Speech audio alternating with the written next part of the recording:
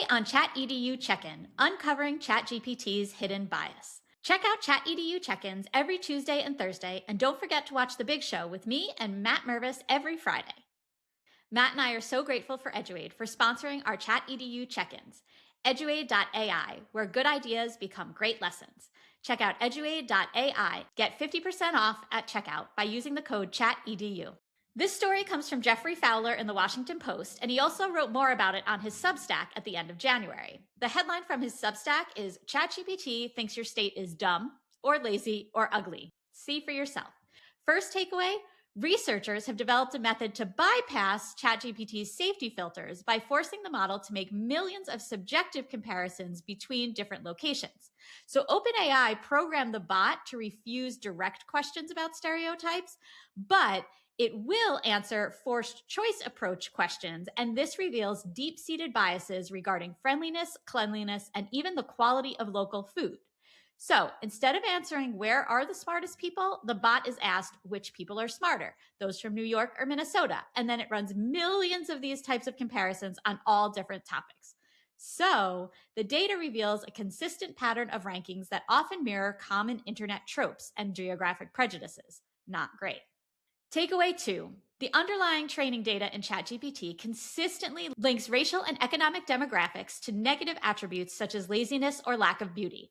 Analysis shows that the model tends to rank neighborhoods with higher white populations as more attractive, while states with the highest Black populations receive the lowest rankings on work ethic.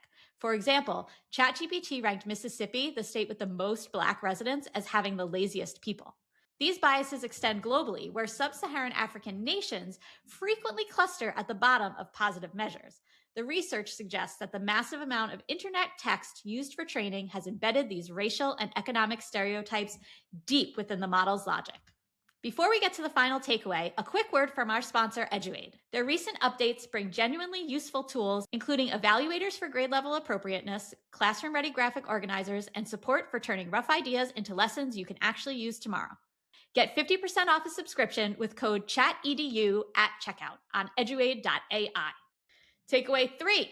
The silicon gaze identified by researchers is particularly dangerous because it subtly influences everyday outputs, from career suggestions to creative storytelling. Because these biases are often hidden behind a facade of neutrality, users may unknowingly absorb and reinforce stereotypes when asking for even simple recommendations or descriptions. Fowler wrote, "When the technology fades in the background, that's where the power is. It's hidden so much that you don't even think to challenge or question it." The biases and prejudices that are perpetuated in the data are really concerning. We know that people turn to AI to do all sorts of tasks, and if the biases continue to just leak their way into even tasks that seem neutral, it's just going to perpetuate the stereotypes and biases that are already exist in our society and perhaps even deepen them. So that's where we are today. What do you think about this story? Drop us a note, send us an email. We'd love to hear from you, and also rate, review, and subscribe to our ChatEDU podcast. Check out ChatEDU Check-ins every Tuesday and Thursday, and The Big Show every Friday with me and Matt Mervis. And once again, thank you to our sponsors, Eduaid.ai. Remember, you can get 50% off your subscription by using code ChatEDU at checkout.